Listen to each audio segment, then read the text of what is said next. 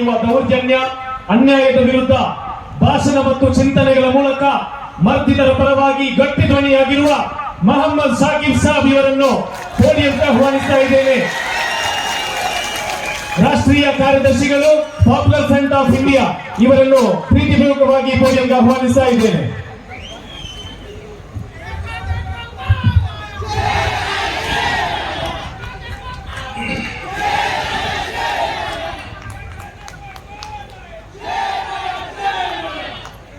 दयस पे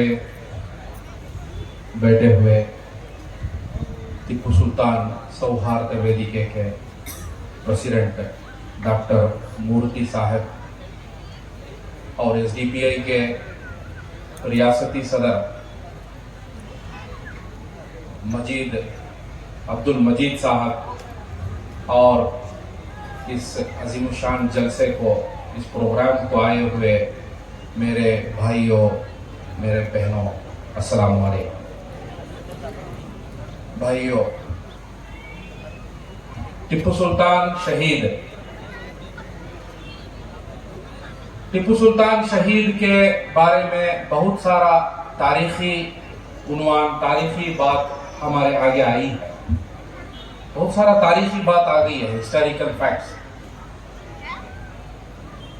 मगर मैं चंद चीज आज के जमाने में शहीद मिल्लत टीपू सुल्तान कितने रिलेवेंट है, शहीद मिल्लत टीपू सुल्तान की सोच और उनकी कुर्बानी कितनी आज के जमाने में जरूरी है, और उनके रास्ते में खड़कर तकलीफ और मशक्कत को झेलना आज के जमाने में कितना जरूरी है, उसके बारे में मैं बात करूंगा।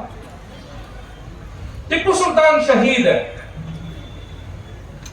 को इसलिए हम लोग याद नहीं करते हैं कि वो सिर्फ मुसलमान है। टीपू सुल्तान शहीद को हम इसलिए याद नहीं करते हैं कि वो सिर्फ मुसलमान है। टीपू सुल्तान शहीद को हम इसलिए याद करते हैं कि दुनिया का सबसे बड़ा सुपर पावर जालिम ब्रिटिश अंग्रेज, उस ब्रिटिश के सामने पूरी दुनिया सर झुकले कर थी। उस ब्रिटिश के आगे मैं झुकूंगा नहीं, मैं मरने के लिए तैयार हूं, मेरे बच्चों को आपके जेल में, आपके कैद खाने में डालने के लिए तैयार हूं, मगर मैं झुकने के लिए तैयार नहीं। टीपू सुल्तान जब शहीद हुए, he was 47 years old, 40 पर 7 साल थी उनकी उम्र। सुल्तान चाहते तो 70 साल तक जी सकते थे, सुल्तान चाहते तो 80 साल तक जी सकते थे, बड़े बड़े इदारे बना सकते थे, बड़ी बड़ी बातें कर सकते थे, मगर जब जालिम के आगे लड़ने की बात आ गई, जालिम के आगे कुर्बानी की बात आ गई, तो शहीद मिल्लत टीपू सुल्तान का फैसला क्या था? I will be a martyr in history, मैं तारीख में शहीद बोलकर रहना चाहता हूं, मगर गुलाम बनकर नहीं रहना चाहता हूं। तो टीपू सुल्तान का फैसला है।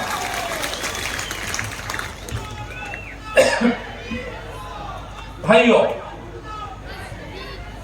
टीपू सुल्तान के वही दौर में टीपू सुल्तान से बड़े बड़े मालदार बादशाह थे, मुसलमानों में थे, नवाब थे। वही दौर में बड़े बड़े खूबसूरत लोग, बड़े अजीमुशान लोग थे, तालीम याफ्ता लोग थे, मगर दुनिया कोई नवाब को याद नहीं रखती है। आज कौन याद रखता है कौन नवाब है? हालांकि वो लोग वेलवेट के बेटों में सोते थे, चांदी और कंगन में खाते थे। कोई याद रखा है कोई नवाब को? कोई याद रखा है? वो भी मुसलमान ही थे, मगर ये दुनिया, यहां के लोग, पूरी दुनिया के लोग टीपू को याद रखते हैं, सुल्तान को याद रखते हैं, क्योंकि मैदान जंग में शहीद होने वाला एक वाहिद बादशाह, एक वाहिद बादशाह। आज कौन से दौर में हम जी लेते हैं? ये दौर जो टिप्पू के दुश्मन है, उन टिप्पू के दुश्मनों के हाथ में इक़्तिदार आ गया है, टिप्पू के दुश्मनों के हाथ में पावर आ गया है। अब टिप्पू के नस्ल, टिप्पू के वारिस, हम लोगों की जिम्मेदारी क्या है? हमारी जिम्मेदारी क्या है? हमारी जिम्मेदारी टिप्पू के रास्ते में शहादत का जाम पीना, शहीद होना, वो हमारा फैसला रहेगा। वरना इस बुराइयों का तलवे चाटना यह हमारा फैसला रहेगा। क्या हमारा फैसला रहेगा? क्या हमारा फैसला रहेगा? टिप्पू जैसा अपने बच्चों को गिरवी जेल भेजने के लिए तैयार थे, मगर जालिम के पास, जालिम के आगे सर झुकने तैयार नहीं थे। I will die better, will not surrender, will not surrender। तो आज जिस दौर में हम जी रहे हैं, ये कौन लोगों की दौर है मालूम है? ये लोग ब्रिटिश के तलवे चाटने वाले लोग थे, अंग्रेज के गुलाम थे। इन अंग्रेजों के गुलाम अलग अलग साजिश करके, अलग अलग जो अपने दिमाग को, अपने जो साजिशों को अंजाम देकर इख्तिदार में आकर बैठ गए, इख्तिदार में आकर बैठ गए। इख्तिदार में आने के बाद हम पॉपुलर फ्रंट के लोग, पीएफआई के लोग बोल रहे थे, 30 साल से पुकार कर बोल रहे थे, जैसा ये लोग पावर में आ जाएंगे, ये देश में बराबरी खत्म हो जाएगी, ये देश में बराबरी खत्म हो जाएगी, ये देश में ऊंच नीच का मामला पैदा हो जाएगा, ये देश में इंसान की कदर नहीं रहेगी, एक इंसान को ज्यादा वैल्यू और एक इंसान को कम वैल्यू रहेगा। ये हम 30 साल से पुकार कर बोल रहे थे। हाल ही में मंगलूर जिला में क्या हुआ? मंगलूर जिला में 3 इंसानों की मौत हुई, 3 इंसानों का मर्डर हुआ। 3 इंसान, ये मसूद, दूसरा प्रवीण, तीसरा फाजिल। अब ये 3 लोगों का कत्ल होता है, 3 इंसानों का। कोई सिविलाइज्ड सोसाइटी में कोई नहीं चाहता है कि इनका कत्ल होना, इनका मारा जाना, किसी को पसंद नहीं है। सब इसको मजम्मत करते हैं, सब इसको मजम्मत करते हैं। मगर रियासत की सरकार, बीजेपी की सरकार, आरएसएस की सरकार क्या किया? सरकार के सामने कोई मजहब नहीं है। There is no religion, there is no religion. क्या किया सरकार? मुसलमान को एक रवैया, गैर मुसलमान को एक रवैया, मुसलमान के साथ एक इंसाफ, दूसरों के साथ एक इंसाफ। मुसलमान की जान को कोई कीमत नहीं, दूसरे की जान को कीमत है। मुसलमान की मां रो रही है, मगर पूछने के लिए चीफ मिनिस्टर, होम मिनिस्टर कदम नहीं रखेंगे, और मुसलमान के घर में तड़प रहे हैं, जाकर उसको गवर्नमेंट के, सरकार के खजाने से 25 लाख नहीं देंगे। ये ऊंच नीच का रवैया, ये ऊंच नीच का रवैया, government inequality and partiality, double standards, दो निगाह से सरकार चला रहे हैं। अब इस 2 निगाह की सरकार जो आज चल रही है, इस सरकार की सिर्फ एक बुनियाद है। वो क्या बुनियाद है जीतने के लिए? हिंदू वर्सेस मुस्लिम, हिंदू मुसलमान को लड़ा के इलेक्शन में जीतना, जीत कर लड़ाते रहना, सिर्फ इतना ही इनका काम। अभी सरकार क्लियर मैसेज दे दिया, the message is loud and clear. जब फाजिल मारा गया, कोई एनआईए इन्वेस्टिगेशन नहीं, कोई एजेंसी नहीं जाएगी, कोई 25 लाख सरकार के खजाने से नहीं देंगे, दिन दहाड़े उसको काटा गया, दिन दहाड़े। क्या उसका खून नहीं है? क्या उसको कोई कीमत नहीं इस देश में? अभी टिप्पू सुल्तान के वारिस, टिप्पू सुल्तान की जो तारीख को हम याद रखने वाले लोग, हमारी क्या जिम्मेदारी है? ये गैर बराबरी को खत्म करके एक बराबरी का निजाम को लाने के लिए हर किस्म की कुर्बानी मांगेगी और वो कुर्बानी देने के लिए हम तैयार होना है, देने के लिए तैयार होना है। भाइयों, ये मामला कहां से कहां तक जा रहा है मालूम है आपको? पूरे देश में 1-2 महीना पहले क्या हुआ? पूरे देश में रामनवमी के नाम पर हर जगह फिसादात हुए। फिसादात में जो भी मुसलमान नौजवान आगे आकर रुका, जो भी इस फिसादियों को रोकने के लिए आया, तो क्या हुआ?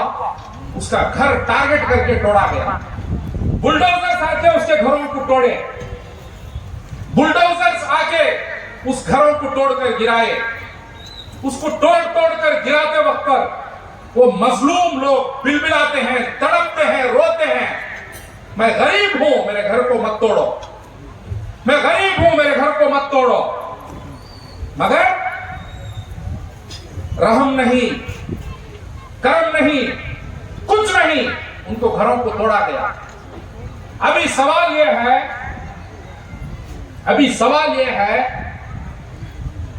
कल परसों में देख रहा था आतंकियों का ट्रेनिंग चल रहा है, इधर बोलकर मस्जिद को तोड़ रहे हैं, मस्जिद के मीनारे गिर रहे हैं, तोड़ रहे हैं, मीनारे गिर रहे हैं, उस गरीब मजलूम का घर गिर रहा है।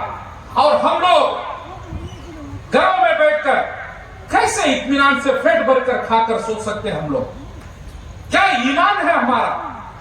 क्या ईमान है हमारा?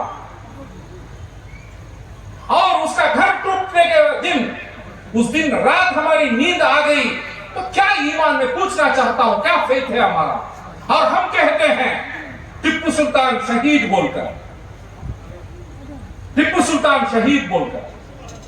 भाइयों, उस मीनारा जब गिरता है, उस मीनारा जब गिरता है, उस बुलडोजर के वीरों के नीचे 4 मुसलमान नौजवानों का जान गया, शहीद हुआ, मगर उस मीनारे को हिफाजत किया, वो टिप्पू सुल्तान का नस्ल है, वो टिप्पू का नस्ल है। क्योंकि हमारे देश के पिता महात्मा गांधी का रास्ता उतने बड़े ताकतवर ब्रिटिश के सामने जो नॉन वायलेंस का रास्ता, डेमोक्रेटिक तरीके का रास्ता अपनाकर ब्रिटिश को तोड़कर, उखाड़कर फेंकने की ताकत रखती है डेमोक्रेसी। तो ये ब्रिटिश के गुलामों को हम सबक नहीं सिखा सकते। डेमोक्रेटिक स्ट्रगल में, डेमोक्रेटिक प्रोटेस्ट में, डेमोक्रेटिक एजुकेशन में इसको आप ऐसा नहीं सोचना है। डेमोक्रेटिक एजुकेशन बहुत ताकत रखता है, बहुत पावरफुल है डेमोक्रेटिक एजुकेशन। जब हमें मालूम होता है उधर 10 मुसलमान, उधर मजबूर लोगों का घर तोड़ा जाएगा, तब 1000 मुसलमान नौजवान जाकर उस बुलडोजर के रास्ते में नहीं सोएंगे, तो हमारा ईमान क्या है? और हम कहते हैं टिप्पू सुल्तान। भाइयों, टिप्पू के खसीदे गाना, टिप्पू की तारीफ बोलना, टिप्पू के बड़े बड़े तारीफ के प्रोग्राम करना बहुत आसान है, उसके रास्ते में चलना बहुत मुश्किल है, बहुत मुश्किल है। अभी पॉपुलर फ्रंट, टिप्पू के रास्ते में चलने वाली संगठन, इसको चारों तरफ से हमला हो रहा है, चारों तरफ से मार रहे हैं, चारों तरफ से हम पर हमला। मगर हम सिर्फ हस्बुनल्लाह, हस्बुनल्लाह, अल्लाह हमारे लिए काफी है, ये बोलते हुए हम आगे बढ़ रहे हैं। इस देश के डेमोक्रेटिक स्ट्रगल में, हर एक स्ट्रगल में हम लोग शामिल हो रहे हैं। अभी प्रोग्राम हो रहा है, दिल्ली में एक प्रोग्राम हुआ हाल ही में, कम्युनल हार्मनी के नाम पर हमारे देश के national security advisor mister Ajit Doval आकर वो प्रोग्राम किए। वो प्रोग्राम में थोड़ा नाम लेवा मुस्लिम लीडर्स थोड़े मीर सादिक के जो औलाद चंद उलेमा, मीर सादिक के औलाद चंद मुस्लिम लीडर, ये सब लोग जाकर बैठ के प्रोग्राम किए। प्रोग्राम करके क्या फैसला लिए? पॉपुलर फ्रंट को बैन करना है। अरे दीवानो, पॉपुलर फ्रंट क्या एक पेपर में लिखा हुआ एक संगठन है क्या? पॉपुलर फ्रंट एक सोच है, एक नजरिया है। ये एक सोच है, एक नजरिया है। इसको कोई पेपर में लिखकर फाड़ नहीं सकते, कोई बिल्डिंग का ताला डालकर बंद नहीं कर सकते। ये जालिम और मजलूम के दरमियान की लड़ाई में मजलूम के साथ में खड़कर मैदान जंग में कुर्बान होने के लिए बनी गई संगठन है ये कोई पेपर नहीं है इसको फाड़ के फेंकने के लिए। इस देश में, इस देश के कॉन्स्टिट्यूशन को तबाह बर्बाद करके, इस देश के कॉन्स्टिट्यूशन को खत्म करके ऊंच नीच का एक नजरिए को लाकर इस देश में थोपने के लिए पूरे शैतान इकट्ठा हो गए। अभी पूरे इकट्ठा हो गए। इसमें बिस्कुट खाने वाली मीडिया, इसमें पूरे जो एजेंसी में बैठे हुए अलग अलग लोग, ये सब लोग मिलकर साजिश, कॉन्स्पिरेसी, साजिश रच रहे हैं। क्या साजिश?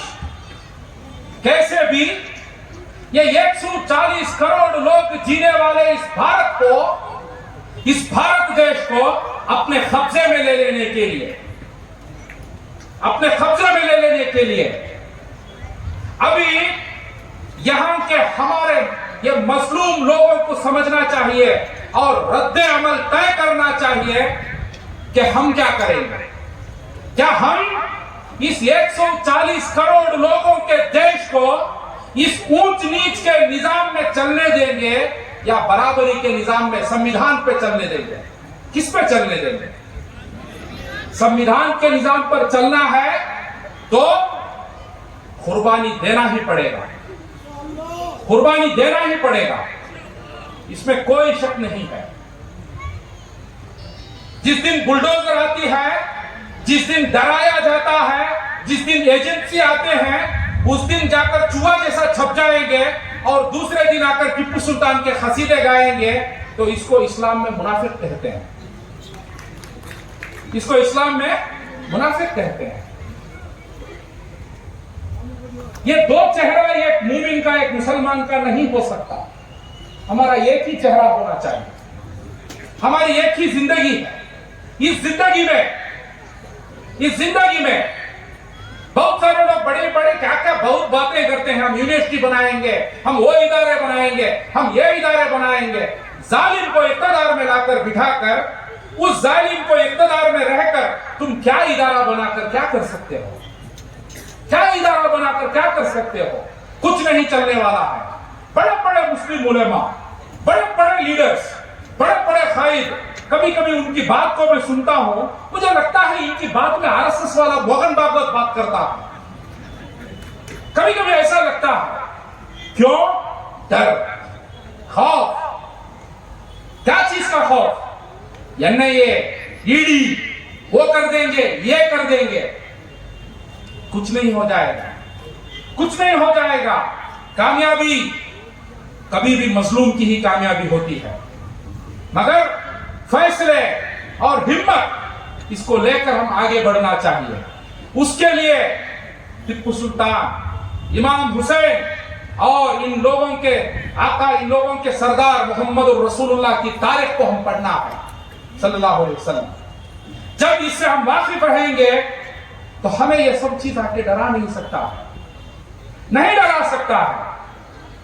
अभी जिस दौर में हम जी रहे हैं, बहुत सारे लोग बोलते हैं हमारा बड़ा इदारा है भाई, हमारे इदारे को बचाने के लिए थोड़ा ये बीजेपी वालों के साथ सेटिंग करना पड़ता हमें।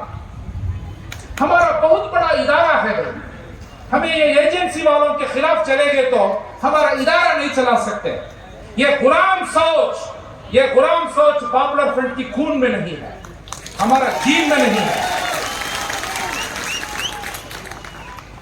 इदारा टिप्पू सुल्तान से बड़ा इदारा था क्या? टिप्पू सुल्तान से बड़ा इदारा तुम्हारा इदारा है, मगर टिप्पू सुल्तान जो शहीद बोलकर जिस इदारे को कायम करके गए, उस इदारा 200 साल होने के बाद भी उस शेर उधर सो रहा है, उधर उस इदारे को आप लोग आज देख रहे हैं। उधर आपके बच्चे बच्चों को बोलते, क्या बोलकर बोलते हैं, ये टिप्पू सुल्तान की खबर बताए, टिप्पू सुल्तान का मजार है, ये टिप्पू टिप्पू टिप्पू टिप्पू टिप्पू करके हजारों लाखों करोड़ों लोग बोलती। तुम्हारे इदारों को बचा के तुम क्या करोगे? पॉपुलर फ्रंट कभी अपने इदारे को बचाने नहीं जाती, हम हमारे इदारे को बचाने नहीं जाते। ये जालिम और मजलूम के दरमियान की लड़ाई में मजलूम के साथ हम खड़ेंगे, इंसाफ का मुतालबा करेंगे, करते रहेंगे। इसे हम कभी पीछे नहीं हटाएंगे, कभी नहीं पीछे हटेंगे। बैन क्या बैन से क्या फर्क पड़ने वाला? इंसाफ का मुतालबा जिंदा रहेगा, इंसाफ की जिद्दोजहद जिंदी रहेगी। आखिर में जैसा हमारे मजीद साहब बोल रहे थे, प्राइम मिनिस्टर मोदी बोल रहे थे कि 75 इयर्स में सबको घर बना के देंगे, घर में ट्यूबलाइट वो सब कुछ बोल रहे थे, वो कुछ लाइट फैन सब। मेरा इतना ही एक रिक्वेस्ट है, ये 140 करोड़ लोगों का ये देश, ये भारत देश को हिंदू मुसलमान करके इस घर को लड़ाकर बर्बाद मत करो, इस घर को बर्बाद मत करो। बाकी कोई घर मत बनाओ और आप जाके अंबानी अडानी का घर बनाओ, आप खुशी उनके साथ रहो, खुशी उनके साथ रहो। सिर्फ इतना करो, ये 140 करोड़ लोगों का ये भारत, ये हमारा बहुत अच्छा घर है, इस घर को मत तोड़ो। पॉपुलर फ्रंट बड़ा कम्युनल तंजीम, बहुत कम्युनल लोग, बड़े खतरनाक लोग, क्या इल्जाम हमारे ऊपर, क्या इल्जाम।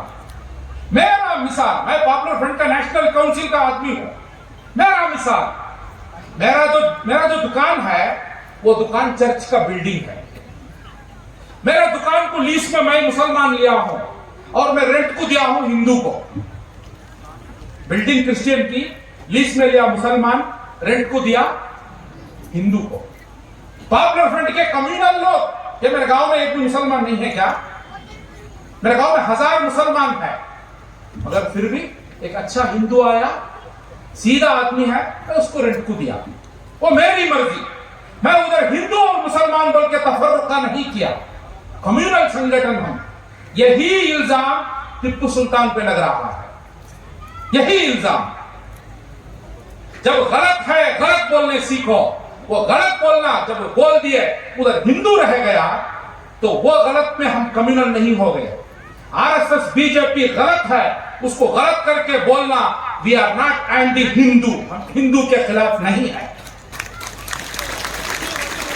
क्योंकि ये भारत देश की जो आज की संघर्ष है, न्याय का जो जिद्दोजहद है, it is not Hindu versus Muslim, ये हिंदू वर्सेस मुस्लिम नहीं है। आरएसएस चाहती है इसको हिंदू वर्सेस मुस्लिम बनाना बोलकर।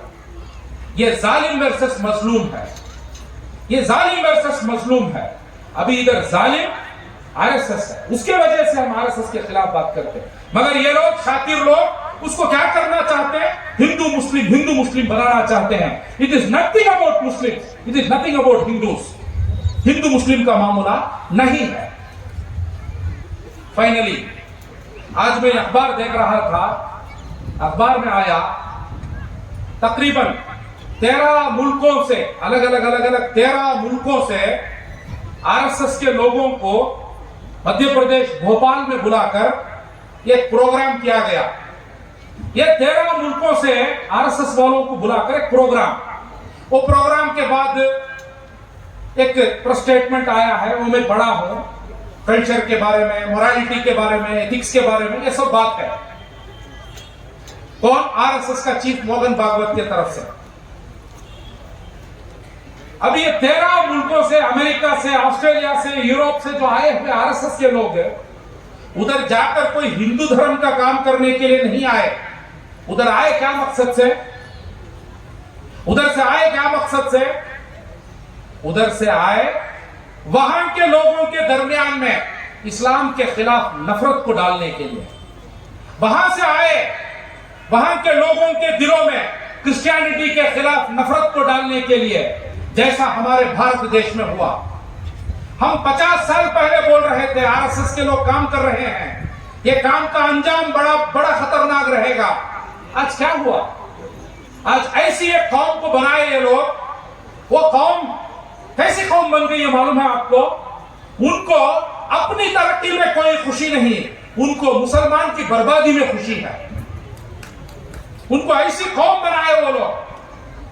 वही कौम अभी ऑस्ट्रेलिया में जाकर बनाएंगे, वैसे ही लोगों को अमेरिका में बनाएंगे, वैसे ही लोगों को यूरोप में जाकर बनाएंगे।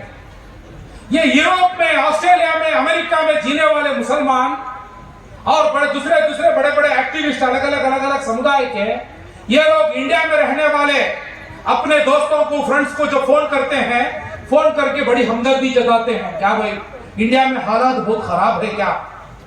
जीनोसाइड की बात कर रहे हैं, कत्ले आम की बात चल रही है इधर। तलवार, त्रिशूल, ये वो इकट्ठा करो, वो करो, ये करो बोलकर बात चल रही है।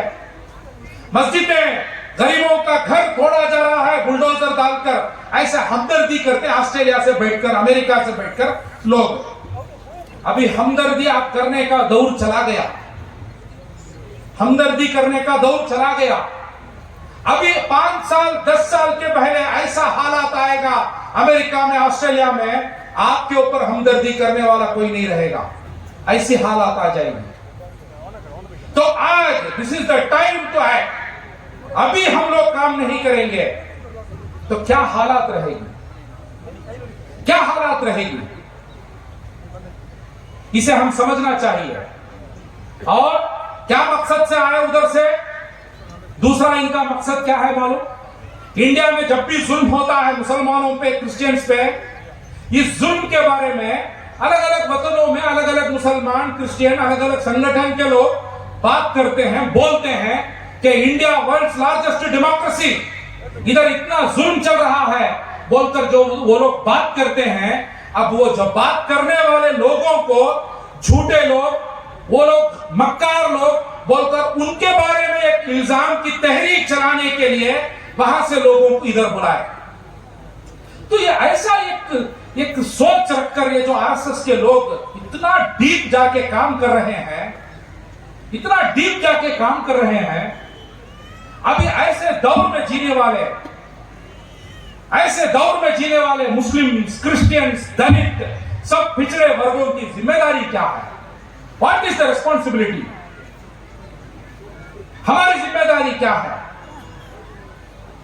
हमें धमकाया जाएगा, हमें डराया जाएगा, कभी जेल बताकर, कभी मौत बताकर, कभी एजेंसियों को बताकर हमें डराया जाएगा। तो उस वक्त पर हमें डरना नहीं चाहिए, उस वक्त पर हमें साबित कदम रहकर काम करना चाहिए। और भाइयों, हमारे सामने एक proper action plan to protect, to safeguard the constitution and to implement the constitution in its true spirit, उसके असल स्पिरिट में उसको इंप्लीमेंट करने के लिए हमें रात दिन हमें काम करना चाहिए, काम करना चाहिए। बातें कम, काम ज्यादा, काम ज्यादा। उसके लिए थोड़ी बिजनेस की कुर्बानी देना चाहिए, उसके लिए थोड़ा नींद की कुर्बानी देना चाहिए, उसके लिए हर किस्म की सैक्रिफाइस को देकर ही हम हमारे देश को बचा सकते हैं। और आरएसएस के लोग बहुत डरने वाले लोग हैं, बहुत डरने वाले लोग हैं, ब्रिटिश के गुलाम हैं, बहुत डरने वाले लोग। इनसे हमें कोई डरने की जरूरत नहीं है, इनसे हमें डरने की जरूरत हमें नहीं है। कामयाबी कभी भी मजलूम की कामयाबी हुई, कामयाबी कभी भी हक की कामयाबी हुई, तो यही कहते हुए 47 इयर्स में अपने जान को कुर्बान किए हुए उस शहीद को याद दिलाते हुए मेरी बात को मैं खत्म करता हूं। आप लोग बड़े इत्मीनान से मेरी बात को सुने, आपको मैं शुक्रगुजार हूं। और इस प्रोग्राम को ऑर्गेनाइज करने वाले ऐक्यता वेदिके, सौहार्द वेदिके वालों को मैं शुक्रगुजार हूं।